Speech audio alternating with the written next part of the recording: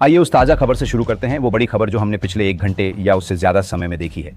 क्योंकि एस्टोनिया की सरकार का कहना है कि शुक्रवार सुबह 3 रूसी सैन्य जेट बिना अनुमति के नाटो की हवाई सीमा में घुस गए और वहां लगभग 12 मिनट तक रहे। सितंबर 2025। मिकोयान गुरेविच 30 लड़ाकू विमान और एक पूरी तरह से सशस्त्र रूसी एस्टोनिया की सीमा पार करते हैं। वे संचार का जवाब नहीं देते, वे 12 मिनट तक अपने रास्ते से नहीं हटते। वे नाटो सदस्य देश के हवाई क्षेत्र का उल्लंघन करते हैं। अक्टूबर की शुरुआत। रूसी ड्रोन गिराए गए जो देश के हवाई क्षेत्र में घुस आए थे और नाटो सहयोगियों ने रूसी सैन्य चाल के खिलाफ इस प्रतिक्रिया में हिस्सा लिया है। रूसी ड्रोन पोलैंड सीमा में घुसते हैं। अक्टूबर के मध्य में बेलारूस से आकर रहस्यमय गुब्बारे लगातार 3 रातों तक बेलारूसी सीमा पार करते हैं, जिससे लिथुआनिया के 2 सबसे बड़े हवाई अड्डों को बंद करना पड़ता है। 170 उड़ानें रद्द, 30,000 यात्री गिरफ्तार। 3 देश, 3 उकसावे, नाटो के 3 सदस्य। 27 अक्टूबर 2025।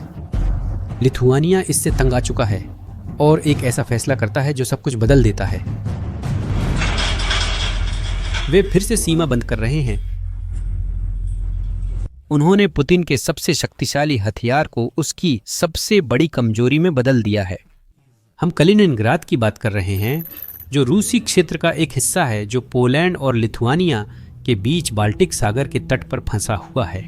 वहां 4,50,000 लोग रहते हैं। इस सैन्य अड्डे पर दर्जनों हजार सैनिक तैनात हैं। सालों से रूस ने इस जगह को एक अग्रिम अड्डे के रूप में इस्तेमाल किया है। यूरोप के ठीक बीच में यह रणनीतिक बढ़त एक गंभीर समस्या बन सकती है। यह समझने के लिए कि यह स्थिति इतनी जटिल क्यों है, हमें नक्शे को देखना होगा। कालिनिनग्राद का रूस से जमीनी संपर्क नहीं है। द्वितीय विश्व युद्ध के बाद यह क्षेत्र अलग हुआ। एक तरफ पोलैंड है, दूसरी तरफ लिथुआनिया है। दोनों ही नाटो के सदस्य हैं और इस क्षेत्र के बीच में 5 लाख लोग रहते हैं और रूस का एक सबसे महत्वपूर्ण सैन्य अड्डा है। मुझे मालूम है कई लोग सोच रहे हैं, लेकिन रूस वहां सामान कैसे पहुंचाएगा? और देखिए, वहां जाने के 3 रास्ते हैं। जमीन के रास्ते लिथुआनिया और बेलारूस से होकर, समुद्र के रास्ते बाल्टिक सागर पार करके और हवाई मार्ग से। यह आसान लगता है ना? लेकिन ऐसा नहीं है। देखिए, जमीन का रास्ता हमेशा सबसे व्यावहारिक और भरोसेमंद रहा है। ट्रक, ट्रेनें, सैन्य काफिले, सब कुछ लिथुआनिया से होकर बेलारूस में प्रवेश करता था और फिर महाद्वीपीय रूस तक जाता था। यह गलियारा कालिनिनग्राद को आपूर्ति करने का मुख्य रास्ता था। लेकिन 27 अक्टूबर को उन गुब्बारों को बहाना बनाकर लिथुआनिया ने इस रास्ते को बंद कर दिया। 2 मुख्य सीमा चौकियां मेडिनिनकाई और साल्सिनिनकाई बंद कर दी गईं। लेकिन रुकिए, यह पहली बार नहीं है जब ऐसा हुआ है। 2022 में लिथुआनिया पहले ही कालिनिनग्राद के लिए ट्रांजिट को सीमित करने की कोशिश कर चुका था।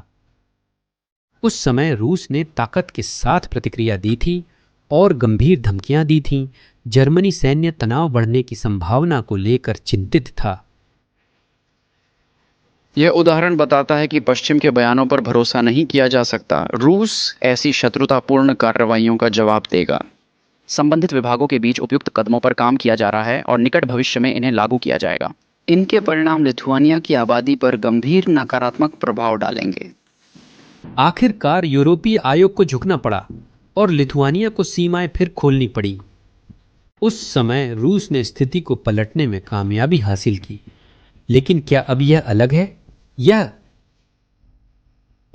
चीजों ने खेल को पूरी तरह बदल दिया। जस्टिफिकेशन। 2022 में लिथुआनिया यूरोपीय संघ से प्रतिबंध लागू करने की कोशिश कर रहा था। इसका अर्थ था कि ब्रुसेल्स अपना निर्णय बदलकर नियमों की नई व्याख्या कर सकता था। 2025 लिथुआनिया ने हवाई अड्डा सुरक्षा के लिए अलग तर्क अपनाया। दूसरे शब्दों में, वह अपने हवाई क्षेत्र की सुरक्षा करना चाहता था। यह एक संप्रभु निर्णय है देश का।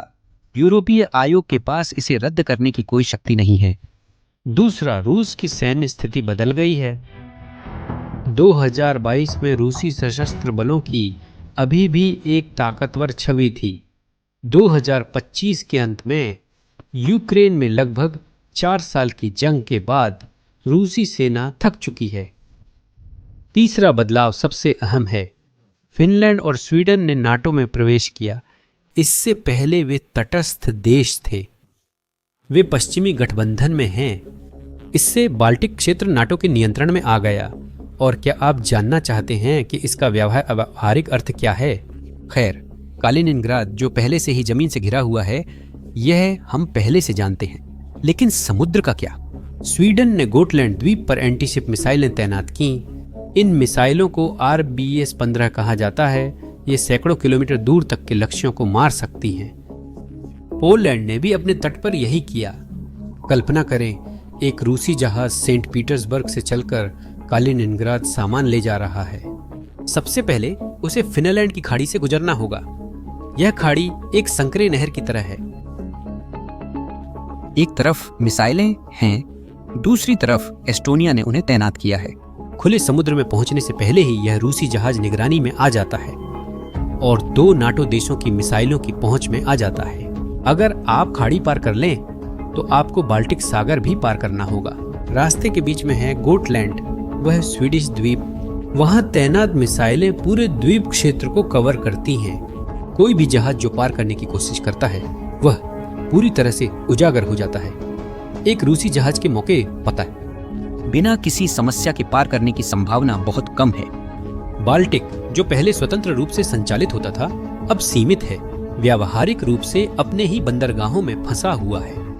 तो एक विकल्प हवा का है। सिद्धांत रूप में रूस बड़े सैन्य परिवहन का उपयोग कर सकता है। उदाहरण के लिए इल्यूशन 76 कई टन माल ले जा सकता है। लेकिन इस एयर ब्रिज में 2 गंभीर समस्याएं हैं।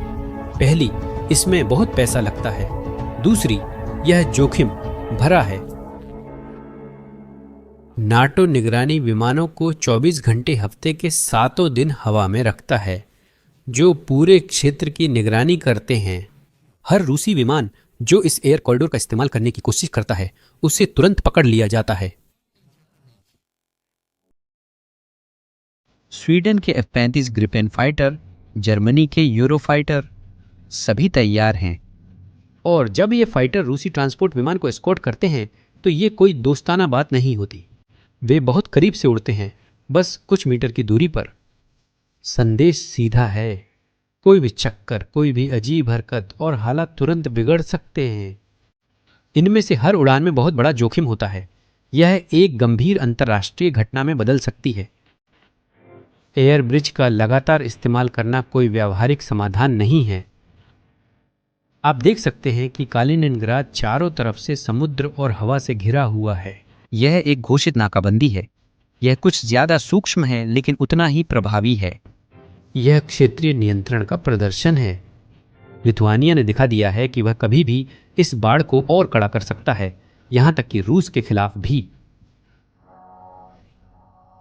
उसके पास जवाब देने के लिए बहुत कम विकल्प हैं। आप कारण जानना चाहते हैं? क्योंकि लिथुआनिया पर कोई भी सैनिक कार्रवाई नाटो सदस्य पर हमला मानी जाएगी। यह अटलांटिक संधि के अनुच्छेद 5 को सक्रिय कर देता है।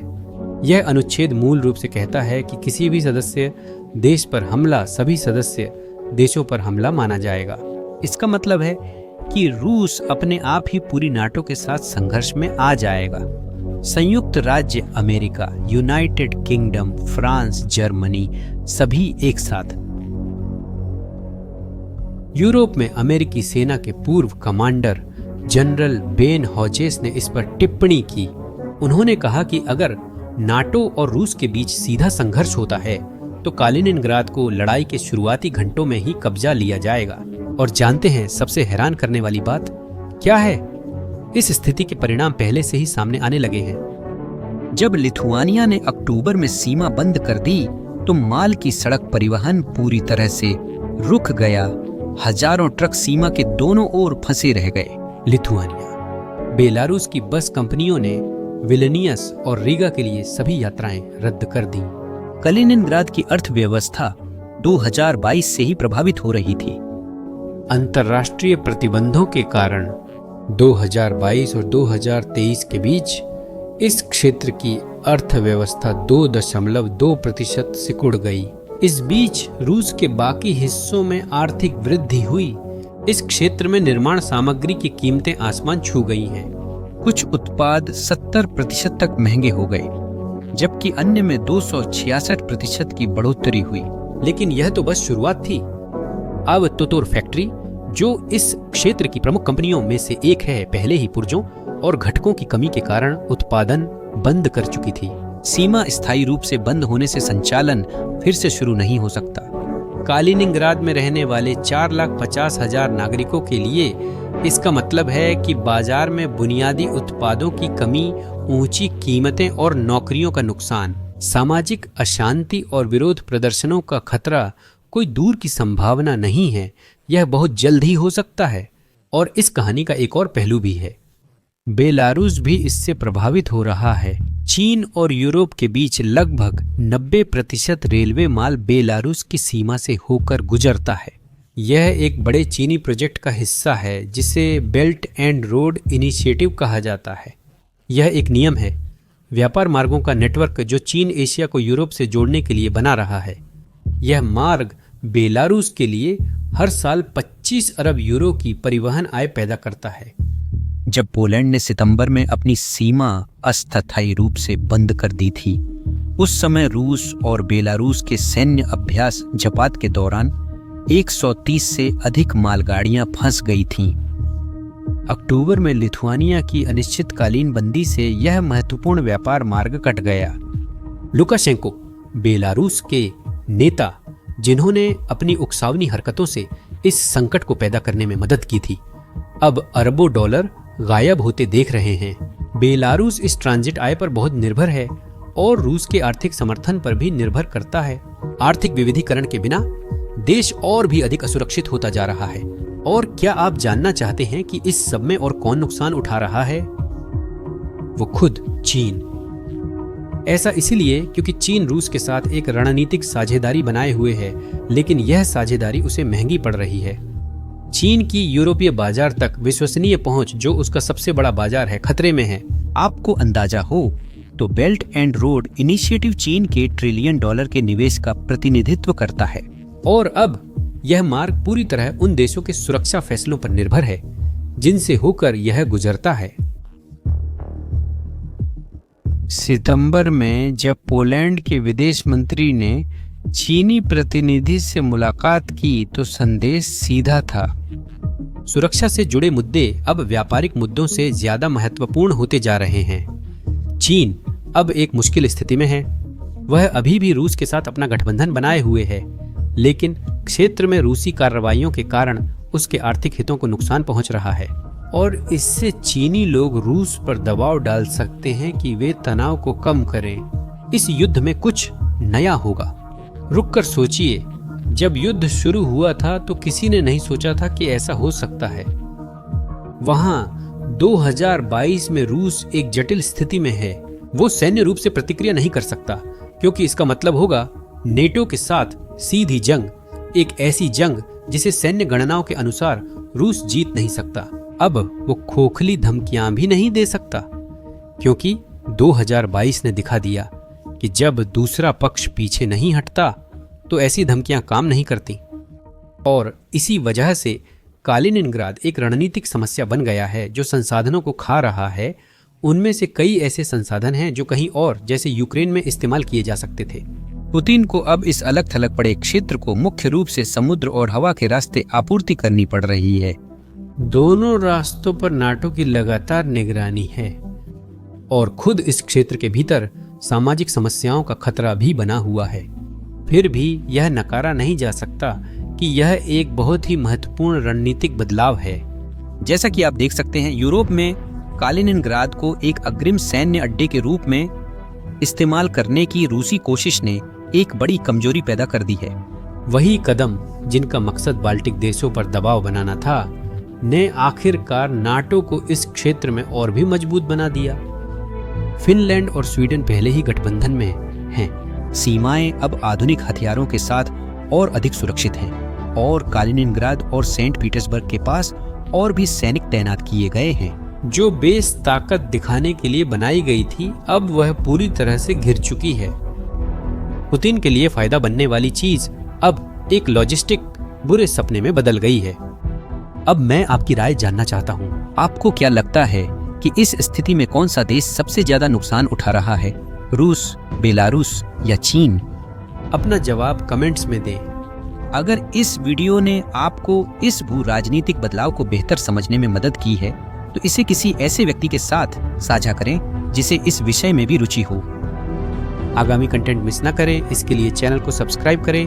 अगली बार मिलते हैं।